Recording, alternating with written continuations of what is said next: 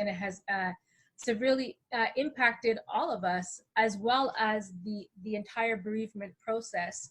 And we're very happy that we do have our guest. We're just waiting for her to join back with us here today, Luann Jones, who is going to provide us some information how the industry has changed and what changes have been put in place due to COVID-19. A lot of it is government imposed regulations just so everybody can stay safe, those who are in the industry as well as those who are attending the funerals and the ceremonies with the passing of their loved ones.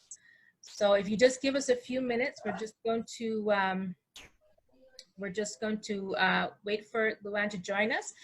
In the interim, I just want to explain a little bit about the CCaDiRA organization. The CCaDiRA organization is an umbrella organization, and it's made up of several islands. And we are just asking for those of us who have not joined with us yet on CCaDiRA to join together and formulate their disaster preparedness organizations and join us in this umbrella organization for disaster preparedness.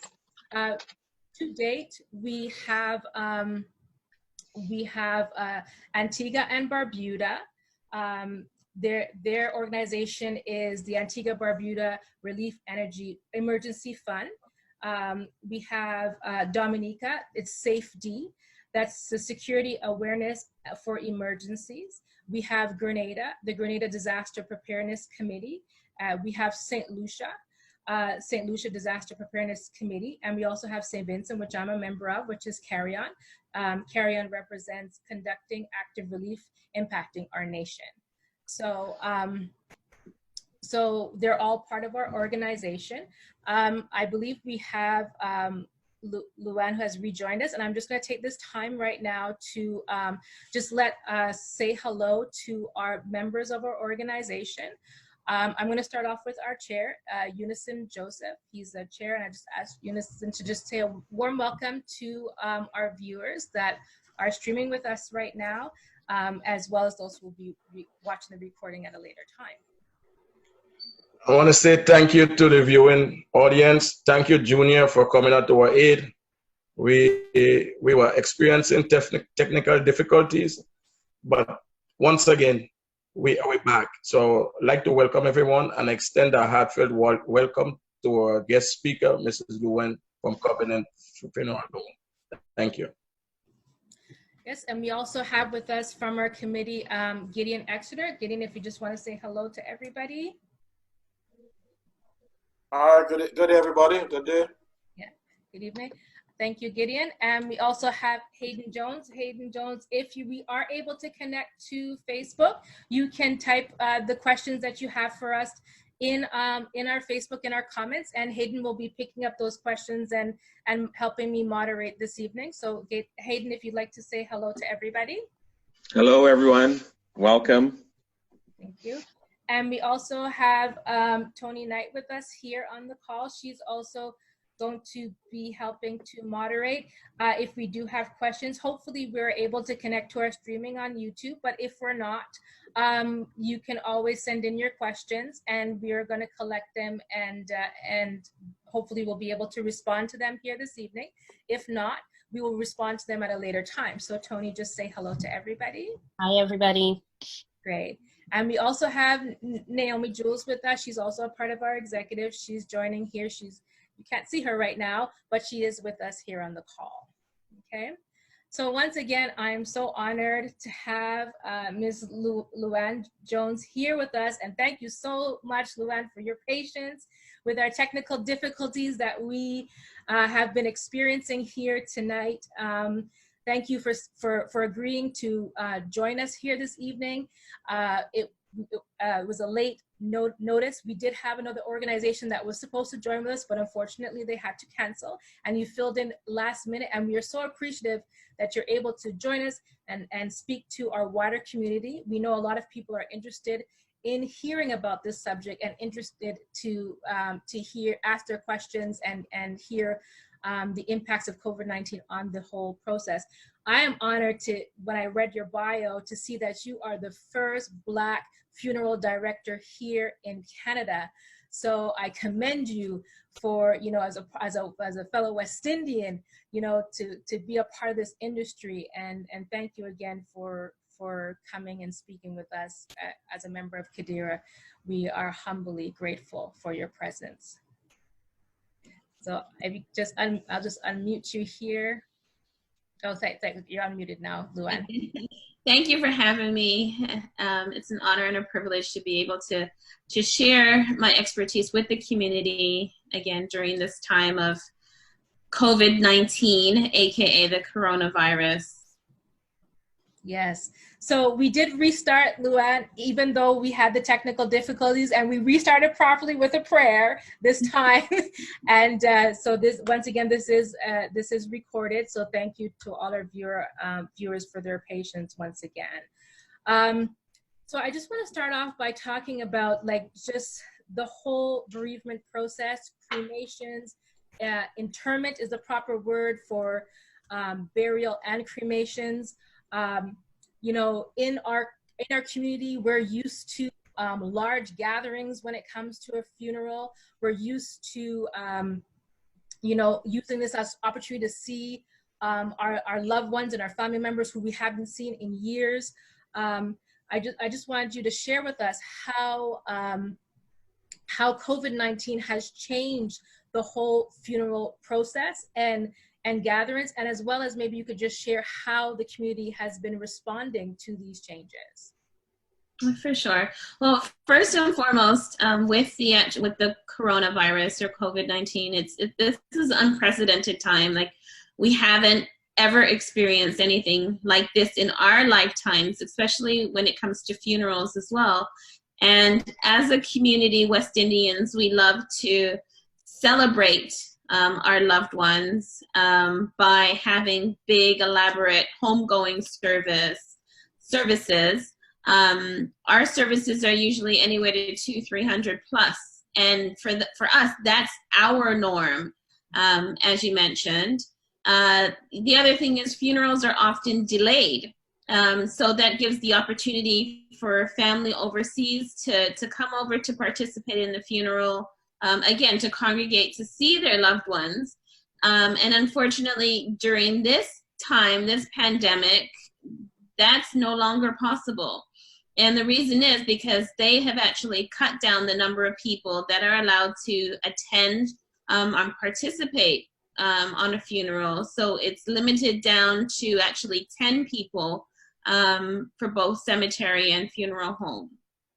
In terms of the public's reception of it, it was initially very, very hard, but I think as we're being educated on the television and social media, people are understanding the severity of the disease and the contagion itself, and they're being mindful and understanding that, you know, although they would wish to be there to support the family during the time of grief, that celebration will have to take place at a later time. So we're doing immediate services now, and then having celebrations of life at a later time.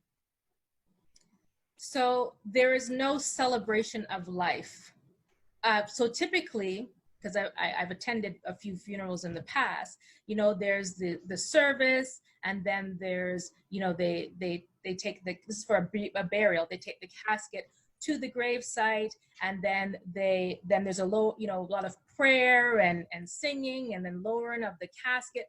So none of that is happening anymore. Like, which parts are happening and which parts are no longer happening? Those parts are everything is happening, but it's just on a smaller scale. It's basically condensed. So we would have a visitation per se. It's a half an hour viewing, and then we would head to the cemetery where perhaps we have another half an hour of service. Now, gone temporarily are the tributes, the hymns, the eulogies, and things like that. We may sing a couple hymns or a couple choruses, but in terms of our traditional 2 to 3 hour service, it's literally down to an hour. 1 hour from start to finish. 1 hour from start to finish. So when you say 10 people, 10 people. So if, you know, if unfortunately, if I have a family that passed or a family that has passed recently, they're allowed to have 10 invited people to come along to the proceedings. Correct. Okay. So you're going to have to decipher and determine who those specific 10 people are. It's generally the immediate family, either a spouse, children, or grandchildren. It could be a sibling, but aunties, uncles, cousins, you know, first, second, third cousin, best friends, unless you're invited within that 10. And also that 10 must include your clergy person, so your pastor would be included in that 10. So the 10 also includes the pallbearers as well? Well, yes, the 10 would have to include the pallbearers also. And again, we would need to make sure that there are able-bodied people there to be able to lift the casket. And in this case, as long as we have 10 people, we will divvy up the weight, and that casket could be carried. So it's not restricted to male, traditionally males carrying the casket. We now have women stepping in to carry the casket also. Okay, okay. So 10 including a child, like you wouldn't have children then, I guess. Yeah. You do? Okay. Yep, that would be included in the 10. The 10 as well. So that's a huge change for our community. Like you said, it was typical, you know, they're used to like large services. If you're down to 10 people, including the pallbearer and the minister / pastor, then that's a really huge change to our. It is. Has anybody ever asked for any special conditions or arrangements or exceptions to be made? We always have those exceptions. Like, again, there's a strict directive that we have to follow, and we must not fall short of that directive. You know, unfortunately, everybody is going to try and ask to see, you know, can we let such and such, or can we let so-and-so come and view, or just participate, or just see? But unfortunately, the 10 is 10. So it can't be, you know, well, you can go in for a few minutes and then you leave and let the other person come in. There's no in and out privileges. Because at the same time, as the funeral home staff, not only are we exposing you to the virus, probability of catching the virus, you're also exposing us as well. So if you have 10 people coming in and you're going out interchangeably, that makes it, we're being exposed to 20 plus people. So we're keeping it at a minimum. And again, it's as a directive. I use the US as an example. They're not even allowing at this time traditional burials. Once you're at the hospital, you have a few hours to go and claim your deceased loved one, and that person is either being taken to the funeral home to be prepared and directly to the graveside, whereby only the funeral professionals are allowed to be there. Wow, so that's a big change. So in our community, because we have a lot of, you know, people of Caribbean descent who have immigrated into the country, and their last and final wishes is to be their body to be returned to their native country. So what happens in this case in COVID-19? Are they still able to return the body back to their native land of birth for burial there? No, well, unfortunately not, again, because the borders are closed. And again, depending upon the cause of death, if it's definitely a result of the coronavirus or COVID-19, it'll be very, very difficult to have that person in human remains form shipped out of the country. Number one, we're governed by our regulatory bodies as well. But at the same time, if we're shipping a body for repatriation, we have to make sure that we have all the documentation in order for the receiving country. So not only does it require certified documentation, it also requires letters of declaration from the public health department that that person didn't pass of a contagious disease. So if the body had passed from a contagious disease, it would be specified and clear cut there on that letter. So for the receiving country to have that documentation saying this body was infectious or contagious, they have every right to refuse that body into the country. So at this time, in terms of repatriations and bodies being shipped out because that was their loved one's wish, unfortunately, we can't grant that wish because there's no way of getting through the borders and getting through the documentation to allow them into the country. So have you seen any cases like this? And what, if you have, what decisions has the family taken? We have had cases like that in the sense that loved ones were prepared and ready to be shipped out. Unfortunately, they were either cremated and the remains will be shipped off later on, or the family just came to the consensus that the burial take place here. So if somebody dies as a result of COVID-19, it is certified that they have died as a result of COVID-19 and a pandemic death. And then there's some stipulations to how quickly their body has to be disposed of? Well, we get directives daily from our regulatory body, the Bereavement Authority of Ontario.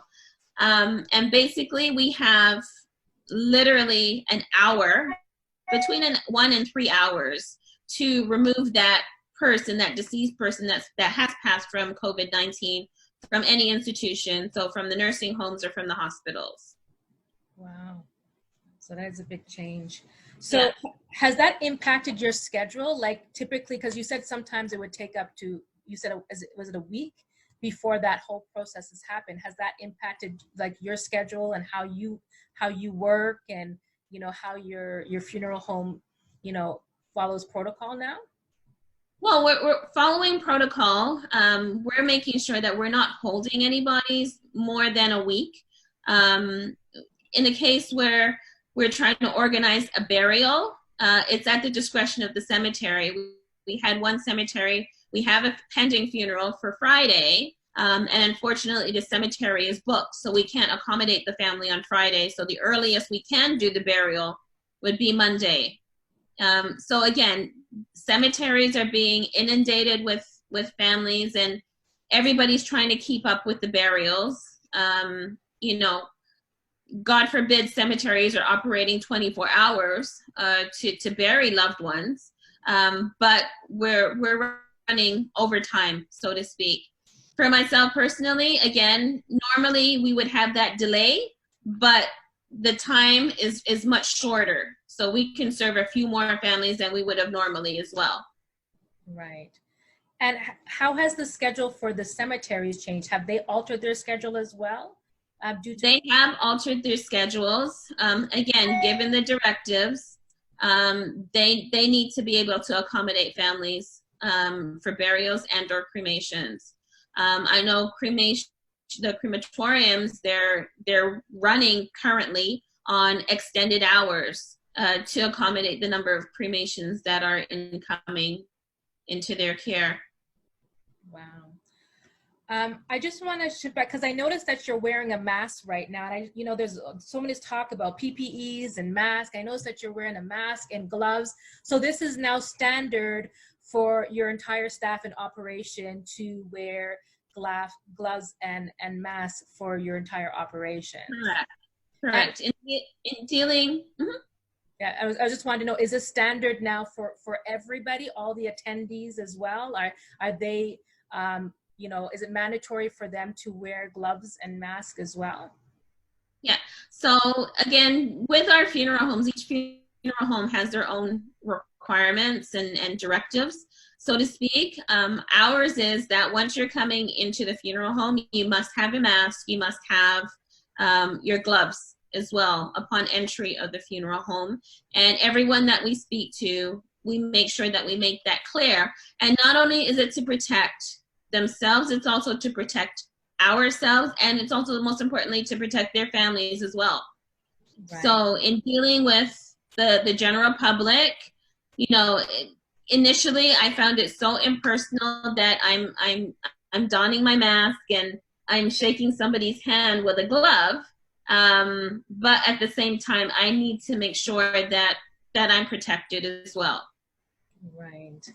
So how has social distancing impacted the entire process? People are used to hugging, consoling their loved ones. There's a lot of emotions now. You said that, you know, shaking somebody's hand, you're wearing gloves. Like, how has social distancing impacted like the entire bereavement process? Because are people still allowed to stand by the graveside and sing hymns? Does that still happen? Like, because there's all of this, you have to be 6 feet apart, you know, 2 hockey stick length, et cetera, et cetera. So how is that now?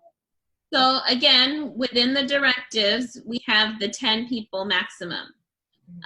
So those 10 people, again, they must have to practice their social distancing. So as long as they're 6 feet apart, they can gather around the casket, they can sing hymns. That's fine. In terms of hugging, unless it's an immediate family, like we understand immediate family, you're together. So there's certain allowances because you're coming from the same household or you're coming from the same vehicle. But if you're coming from somewhere totally different and unknown, then social distancing is definitely in place. In terms of hugging, I'm a hugger. I love hugging. You know, but right now it's either the elbow bump or it's now the foot, you know, foot taps and that's it. Or, you know, just bowing. But again, people, they appreciate it. And again, it's the new norm now. We're kind of getting adjusted to it. But for some people, it's still very, very hard. Right. So if the entire event is only taking an hour from start to finish, like what about the actual burial? Are people still allowed to stay there and wait and watch the casket being lowered and the actual burial take place? Is that still standard, or does it vary from one cemetery to the other? Or right, it does vary from cemetery to cemetery. Excuse me, sorry. That's not corona related. I know it's allergy season as well. I suffer with allergies too, so I know you sneeze and everybody thinks it's a virus. So.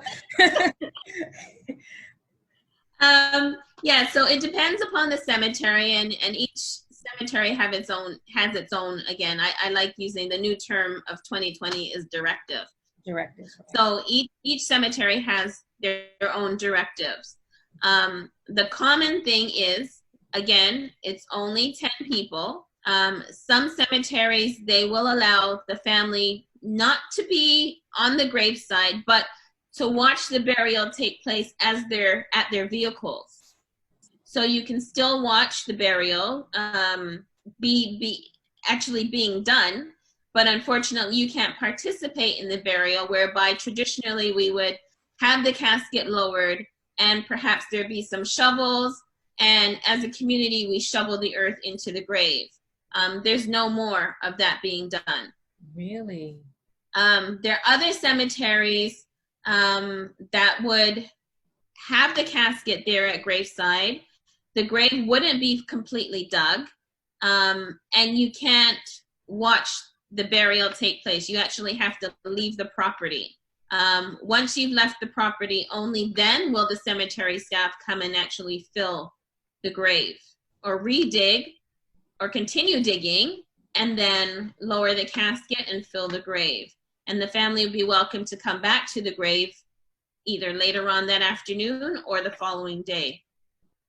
So they would actually physically have to leave. They don't get to witness it. So do you have families who show concern, say, how did they actually know that the casket went into the ground and it was actually buried? That's always a concern, and we usually stay back and we videotape. The professional staff can stay because our 10 is separate to the number that's included for their families. So we will stay back and make sure that grave is lowered and the casket is lowered into the grave, and the grave would be filled. At times videotaping for the family, so that they have that closure as well once they see that it was actually done. Wow, so that's great. So this is just an extension of our service that we do for families. So that's a change, that you actually have to videotape, you know, to give them that added, you know, assurance that the burial actually took place. So you're leveraging technology. How else have you been leveraging technology with the changes with COVID-19 and your entire operations?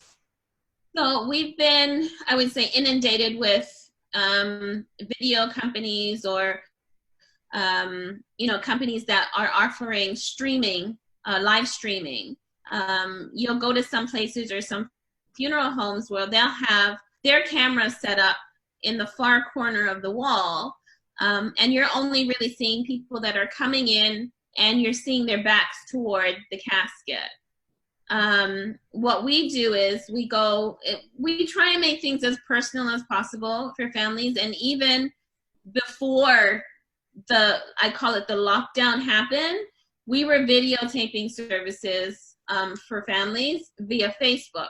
So we do a watch party, and that watch party would be exclusive to those who have been invited to watch the proceedings or the services. So in a sense, we're with our cameras or our phones, and we're being your eyes. Mm-hmm. So we will go up to the casket, pause there for a moment so that you can actually view and see. And also we'll pan around so that you can see who the guests are. We go as far as going up to the flowers to show who those flowers came from. Again, you're not there physically, but you can still participate in real time rather than having a video sent to you of something that's happened after the fact. Right, that's right. And how about for the obituaries and memories of the loved one?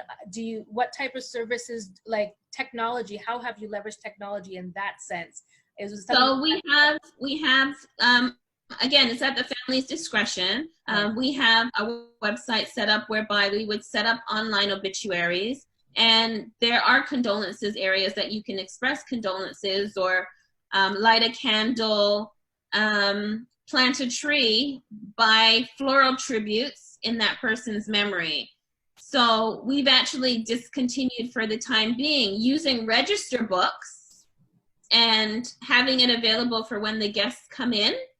Mm-hmm. Because again, when people are approaching either the podium to sign the register book, they could be crying.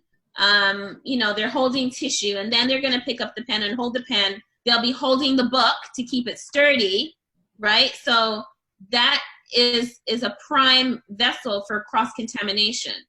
So friends could click onto our website and sign the register book or leave those condolences virtually for the family, and those are perpetual. Right, right. So wow, that's great that you had that set up in advance and that you made that shift so people can still feel that they're a part, even though that they're not one of the 10 absolutely that are included. Mm-hmm. So time frames, would you say, you said from typically it took 3 to 4 hours, now it's down to just 1 hour. Has there been any changes with the cremation process? Are cremations now, is there more of a delay now to wait for cremations? Like I heard in New York, it's like 6 weeks before you can have a body cremated. Is the same thing happening here in Ontario? Is there a huge lag for cremations as well?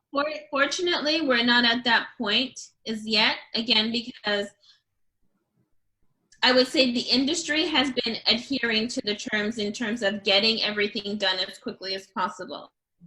I think once we start holding people, there's going to be a backlog. And at the same time, the crematoriums, they have been running continuously and trying to facilitate that supply and demand, so to speak. Yeah. So in terms of getting your loved one back, rather than getting that person back within 72 hours. It might take a little bit longer for the remains to be retrieved, but the bodies are being cremated. And we do have a number of crematoriums throughout the GTA as well. So it's just a matter of finding who's available if there comes a time that one crematorium can accommodate the request of the family. Right. One of the changes in terms of the directives that we just received today is traditionally with the Indian families or Hindu families or the Buddhist families, it's common practice for them to witness the cremation. So again, unfortunately, because of the coronavirus and the mandate is that there are to be no more witnessings. Again, we're kind of ahead of the game, and we didn't permit families to witness, again, because you're being exposed, the operator is being exposed. So for now, that directive just came in today. That was something that we were already practicing. Wow. So in that case, would you film for them? No, we wouldn't. Again, it's just understood we're there. We could take pictures, but again, in terms of that being done, that would mean that we wouldn't be able to, or the crematorium wouldn't be able to operate as scheduled, because for any cremation to take place, there can't be one ongoing within that chamber. So if we're there to do a witnessing, that means they can't do cremations for, let's say, 4 hours. So somebody's being held up. So in this case, it's just a matter of drop and go, so to speak. Right. So how has the family reacted with those religious beliefs? Like, how have they reacted to this? It must be significant for them if that's, their religious belief and that's their practice in their culture. How have they responded to that change? Again, a lot of our families, they are very understanding, because again, we're getting a lot of information from the television, from social media, from our leadership, from the government, saying, okay, this is what's happening. And they now know the severity of what is happening in terms of, actually social distancing themselves, and for people in general to just stay home. If they don't have to be out, stay home. Right. So they have adjusted their understanding and they're cooperating with the new guidelines. Yeah. So I just wanted to understand in terms of arranging funerals. So there's a process. Thank God I haven't had to arrange one myself, but with the recent deaths, I have been personally impacted. We have lost some family members, but I have not had to arrange a funeral myself. So typically when you arrange a funeral, I guess you meet with the family or multiple family members. How has that social distancing impacted that whole process with even arranging your funerals now? Do they do it over the phone? Are only a certain amount of members allowed to come in? Like how exactly does that work? It's all of the above. Okay. Traditionally, again, and my funeral home is located in Scarborough, but we serve the entire GTA. It's very uncommon that families are actually coming into my funeral home to make arrangements. I kind of set myself apart in the industry whereby I would go to families' homes to make arrangements. A lot of people, they don't like coming to a funeral home. They don't want to choose caskets. They don't want to have to make arrangements for their loved one. So me going to the homes and doing so, that alleviates the process. I'm going into their comfort zone. Now with the change, I've put a temporary hold on going into somebody's home because I don't know what I'm going into. So we've done our arrangements here at the funeral home.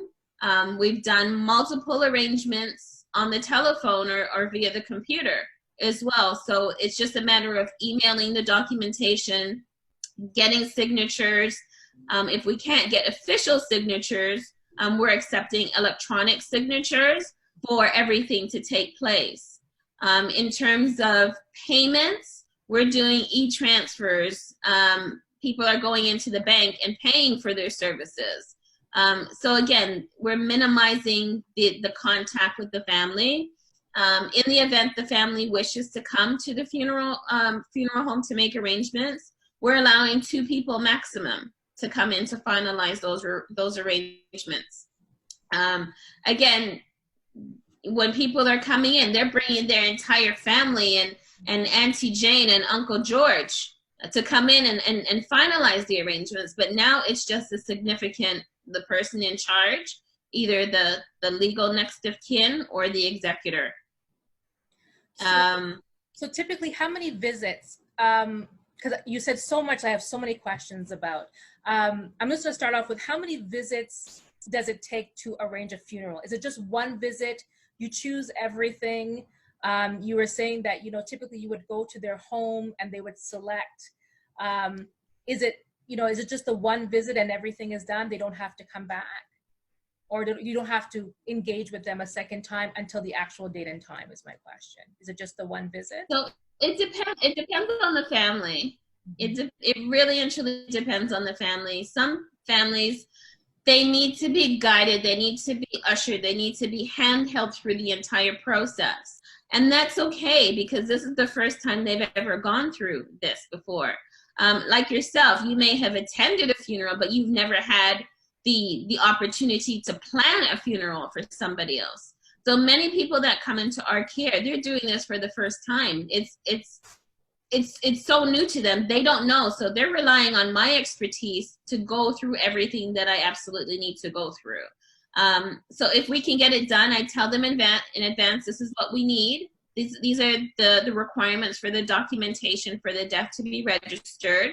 And this is what we're going to need by either the visitation, or in this case, the funeral date now. So there are a number of things that they have to get done. I've gone as far as to purchase clothing on behalf of the family, because again, the family, they can't go out. We've been deemed as essential service. So again, I'll go out of my way to do these things for families that are in need. And anything that we're doing, obviously, we're just going to put it onto the bill at whatever cost it is. This is what XYZ cost. And mom or dad, they look like they would have normally going to an event or going to church or going to a wedding. And that's how I treat people. I treat people the way that I would want myself and my own family members to be treated. Definitely. That's beautiful. So I'm stuck on something that you mentioned earlier about just selections for the funeral arrangements. If you're doing that over the phone and you're going to the website, can you select your casket and the how you want everything to look? That's all available electronically online. I guess through your website, they can. Well, on our website, we don't have casket selections, as they're constantly changing. We don't have any prices or such on the website as well, because again, those are changing. So when a family contacts me, we present them with our prices via virtually, and we put together a number of caskets that are available from the lowest to the highest, or the least to the most expensive. So they have a selection to choose, and they basically say, Luann, we want that metal casket, or mom liked pink flowers, so we'd like a mixture of pink flowers representing the taste that she had in her floral arrangements. Or a lot of the times I get, Luann, I have no idea, I'm leaving it up to you. Right.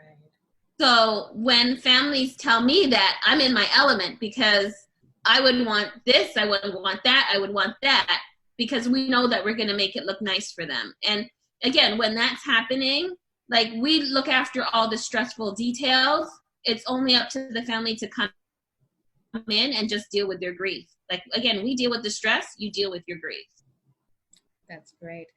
Very informative for our viewers. I'm intrigued, like I said, because this is the first time I'm learning about all of this. So it's interesting for me. So I'm hoping that it's interesting for those viewing as well. Like you said, it's probably the first time some people are even learning that this is what the process is. And it has changed so significantly with COVID-19. So I'm appreciating all of these details, because I feel that knowledge is key. And when you're mourning, you know, you can't even think straight. So it's better that you have these things in the back of your mind so you know what to expect, right? Another thing you mentioned about documentation, I just wanted to, like, can you just inform us, like, what documentation is required, and has that changed amidst the COVID-19? Like, do you have to get something from the hospital? Like, how exactly does that work for the documentation that you need to require, that you're required to provide to proceed with making all the arrangements? So the documentation process has changed. We're now going virtual, as with everything else. So typically what would happen, we would get a call from a family saying, mom, dad, sister, brother has passed away. They're at XYZ hospital.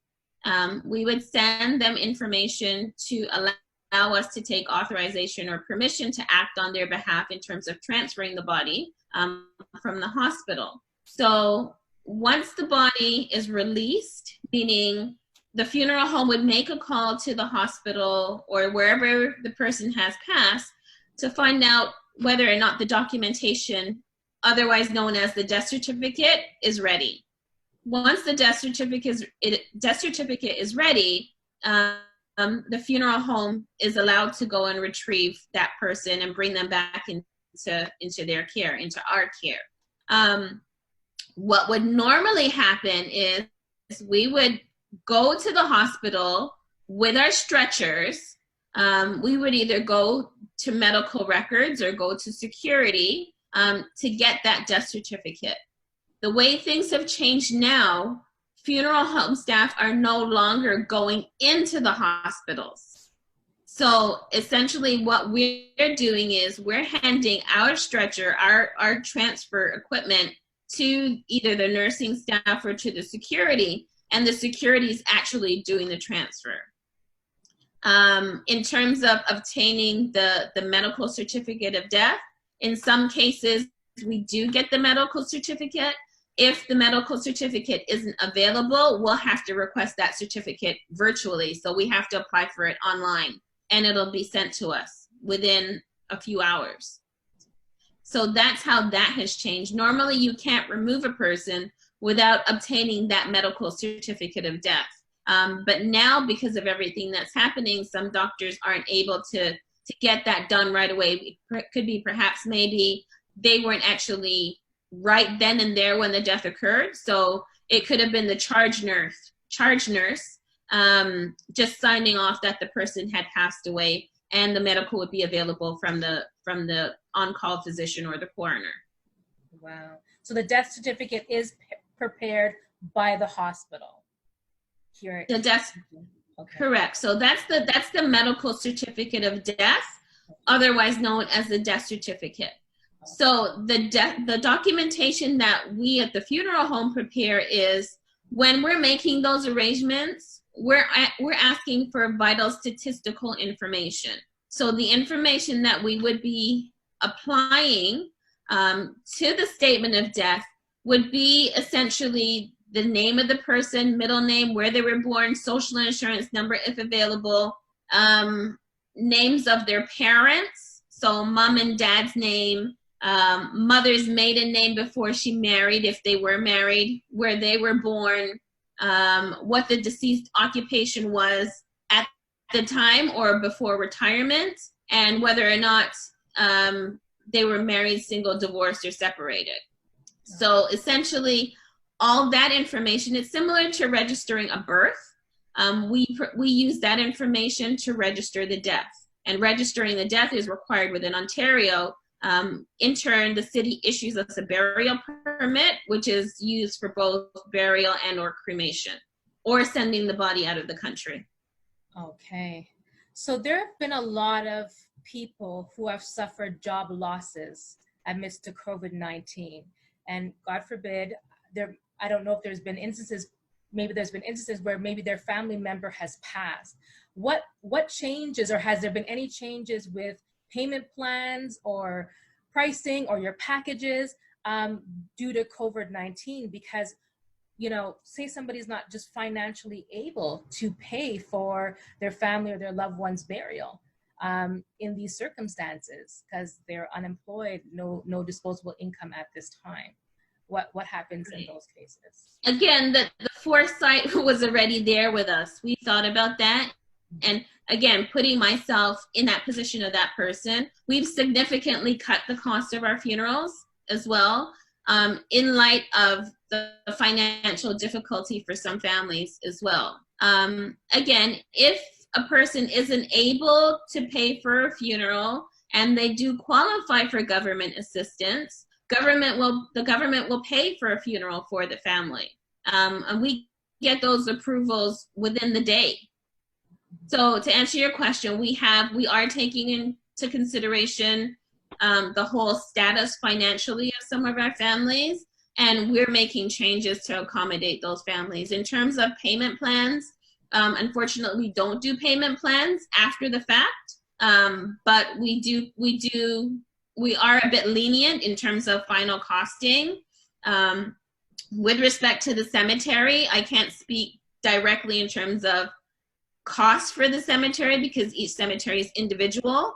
Some cemeteries, they may put it on a payment plan, while others, they require full payment 72 hours prior to the burial. If the grave isn't paid for, there's not going to be a funeral. Wow. So everything has to be paid in advance, full payment in advance. This is why I said this is a very informative session for, for our viewership, so they understand that. Because with burials happening so quickly, I'm just looking at the timeline, start to finish, payment, et cetera, I'm just wondering, are the banks, being any lenient as well if their loved one passed away, and how they play a whole factor in this, providing funds and lending, et cetera. But we are going to have a session about financial impact of COVID-19. So I'll have to part that question and maybe and ask it at that time, because as you can see, there's a continuum and an integration with all of this, right? With the whole lifestyle cycle. But that's very interested to know. There's one thing that I have to ask, because, being with the Caribbean community, we do have undocumented immigrants here in Ontario. And God forbid, what happens if one of them pass? Is it that the government will pay for their burial? Like, how exactly does that work? Well, we've had those instances as well. Again, we have people that have come over, unfortunately, to take care of a loved one, extended stay. We've had people that have come over to assist with burial arrangements, and themselves have passed away. They're not Canadian citizens. So unfortunately, at this time, and prior to COVID-19, the Canadian government wasn't offering any funding or any services because that person essentially had no status. So we would have to rely and call upon the country of origin, through the councils, through the high commissions, through the community groups, to assist with paying for a funeral for one of their nationals. Wow. That's very interesting to know, and have that information for our viewership. So with all that, in your industry, and I think I personally know the answer, but I'm going to ask it anyways. What advice do you have for our Caribbean community, given your expertise, everything that's happened with COVID-19, what advice would you like to share with all of them? COVID-19 has caused many people to reflect and take stock of what they have and what they don't have. So I know I'm getting a lot of calls of people that just want to get their financial house in order, so to speak. And within that order, funeral services are included. Because tomorrow's not promised to anybody, and they don't want to leave that burden on anyone that's left behind, or their family members that are left behind. So they're pre-planning, they're budgeting. I work with their budget. So it's families are able to accommodate that monthly payment to ensure that, they have that peace of mind. And we've been promoting peace of mind, because again, once it's done, you can just forget about it and continue living A girlfriend of mine came in. She said, Luann, I'd like to get it done. Her birthday is tomorrow. She said, I just need to get this done. So after we had finished her pre-arrangement, signed everything off, everything was registered virtually, she said, now I can die. And I said, die? She's like, yeah, because it's done. I said, no, it's not that you can die now. Now you can live, because you don't have to worry about that anymore. That's one thing off your bucket list. You know, and that was the game changer. She's like, you know, you're right. It's true. So what I would like the public to know and to understand, that there are plans available whereby you can pay for your funeral, you can pay for your cemetery in increments according to your budget. You don't have to buy expensive packages. You can do things in little phases until you have that big package. You know, so again, it depends on how old you are. Age is a factor.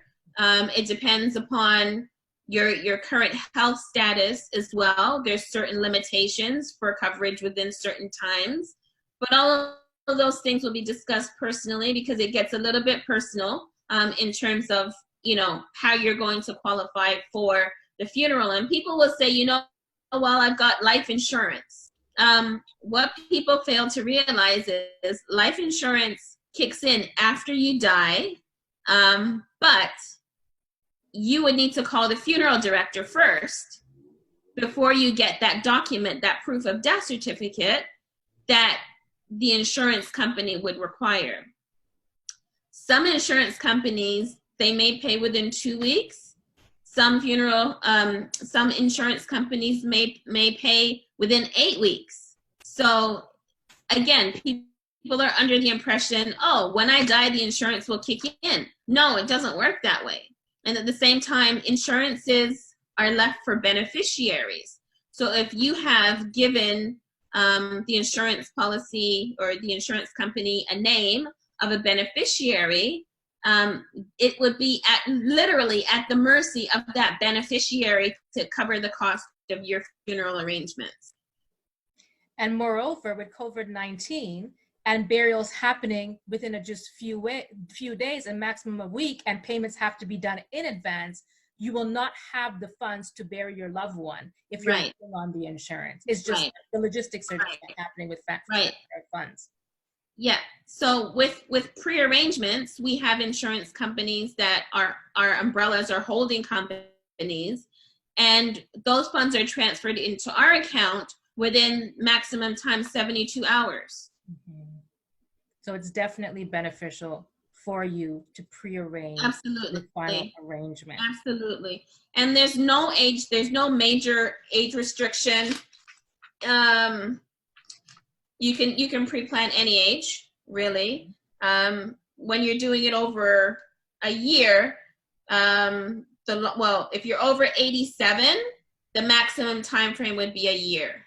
So you have up to, just looking here, in some plans up to 15 years to pay it off. And that would give you the minimum payment per month. And it's like paying a mortgage, right? But it's manageable. Right. And I suspect if you pre-arrange your final arrangements, and with inflation, there is a cost benefit. Absolutely.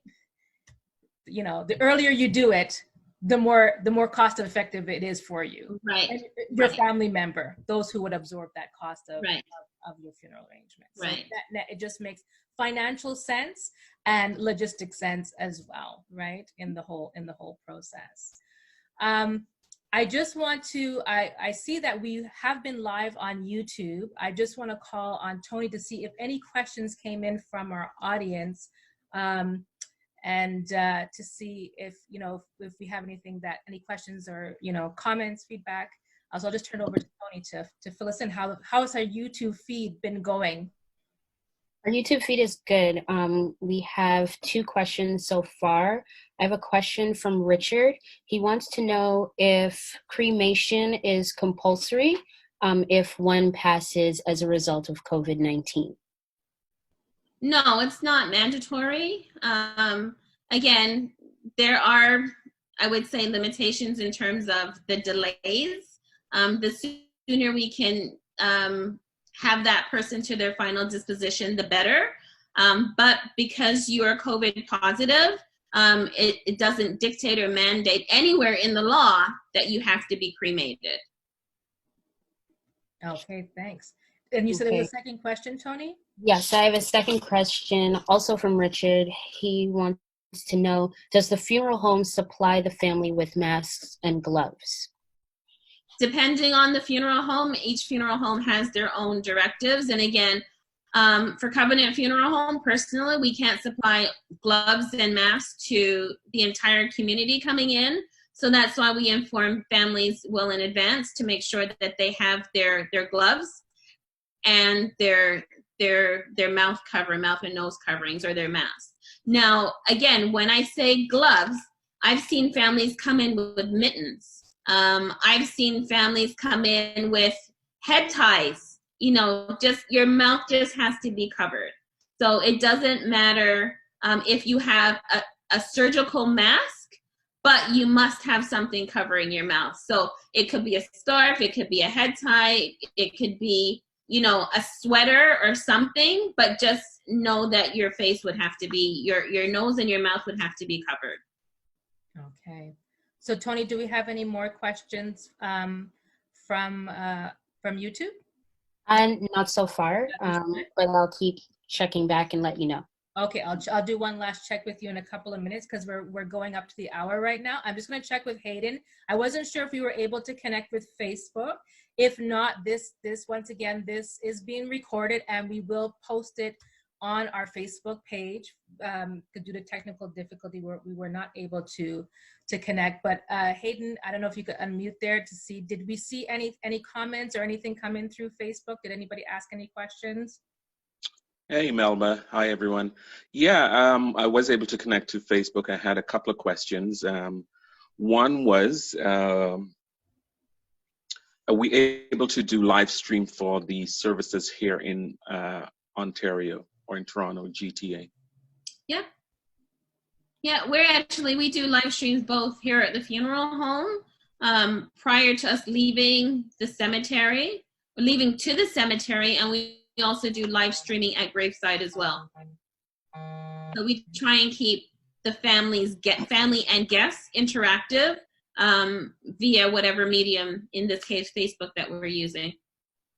Okay, great. I just want to add that we are going to summarize our top points from this session as well and share it in a document form as well as the recording, because we understand we have community members who are not technically savvy and are not connected to either Facebook or YouTube and won't be able to watch this video, but we are going to have a document that we will share with our wider community.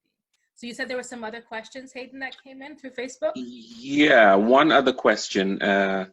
It's from Trisha, and the question is it true that I can do with a dead body what I want? In terms of, does it have to go to the funeral home? That's one of the, I'm not going to say common questions that are asked, but let's say, as an example, with the Muslim community. The Muslim community, they are not licensed funeral directors. And technically, yes, they can do whatever they want. So they would go to the hospital, they would obtain the documentation, and they would act to do the burial as well. So I've in my career, in 25 years, I've heard of 2 people taking the authority to take their pickup truck to the hospital and pick up dad. But again, I have never experienced that. Again, it's only hearsay. So I can't say, you know, the legalities of it and what they plan on doing it. If they have the ability to do that, I would have no idea. So I just wanted to ask this question about ashes. because the remaining ashes, because we hear, our community members talk about a lot of things. We'll take the ashes back to our native island, we'll dispose of them in the sea, or we'll bury them a certain place. First of all, can you transport ashes on the plane with you? That's my first question. And like, are we able to scatter ashes anywhere here in Ontario? Is there any, do you know if there's any restrictions or bylaws, et cetera, et cetera? There are bylaws. I can't quote specifically the bylaw, but you can't technically scatter human remains in public places. They should technically be scattered in the case in common ground at a cemetery. But again, we've had instances where families, they have, that favorite space or spot that they used to go and visit, north of Toronto at their cottage, or east or towards Niagara, and they choose to scatter over there. My thing, as long as everything is done in discretion, you can dispose of the remains. If that's something that you want to do, again, the finality isn't there because you'll never have a place to really go back to. You have an area, per se, to go back to. But again, not that they're technically going to be there anyways, but that memory of that person being buried would never be there. Mm-hmm. In terms of exporting or taking the remains out of the country, there are no restrictions of that, but you must make sure that you have the proper documentation to accompany the human remains. Once the remains are leaving the country, there's different ways that we apply for documentation so that those certificates can be certified for the receiving country. Some countries also require transit permits as well. So when a family is coming and saying, well, we're going to take mom to Trinidad, or we're going to take mom to Jamaica or Antigua or Grenada, I know that I have to make sure that that family is aware that they will need some more documentation to accompany the remains on the airplane. And there's certain requirements as well. When you're transporting human remains, they must be in certain containers to conform with the border, if they're going through the border or going through customs, because they have to go through a customs clearance as well. So typically they would take them in the aircraft? I have to ask these questions. Your hand luggage. Your hand luggage. No, I have to ask these questions because, these things are interesting to know. Like, do people carry the remains in the suitcase? It has to be in your hand luggage. It means just logistically as well. It's important for people to understand. Yeah, either in your suitcase, either in your carry-on. I can imagine the number of people that are in the overhead compartments, so again, there's no restrictions. There's no restriction as long as they declare. As long as you're not taking mom or dad and like putting them on the seat beside you to make anybody offended, or speaking to them, it'll be fine. Okay, great, thank you. I'm just going to turn over to Hayden to see if there's one last question before we close here, and then I'm going to ask our chair to just say a few final remarks. So Hayden, do we have any more questions that have come in? We'll just take one last one, if we do. Hayden, are you there with us?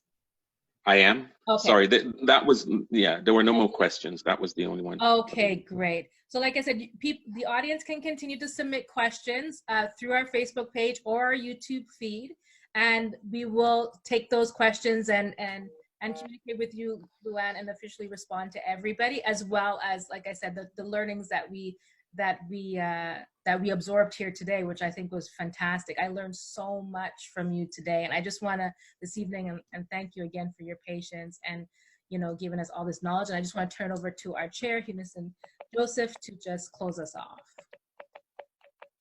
Once again, I would like to echo the sentiments of our moderator. This session has been very informative. On behalf of CCaDiRA and our member organization, we'd like to extend a very heartfelt thank you. And to our viewers for viewing in, and please observe all the safety protocols put in place. Although this session is very informative, none of us and the viewers, I would like to use Ms. Jones' services anytime soon. So please, please stay at home, observe all the safety protocols. And Ms. Jones, anytime you feel you could come back and enlighten us, we would love to have you. And once again, thank you. You're most welcome. Thank you again. Thank you again, Ms. Jones, and thank you for all our viewers. Please like and follow all of our social media. We have Instagram, YouTube, and Facebook at this present time. Once again, apologies for the huge delay. We are going to have future webinars. We'll make sure that we iron out all these technical difficulties and see what's the best way to communicate with our wider community and hopefully without issues. But thanks again, and have a good night.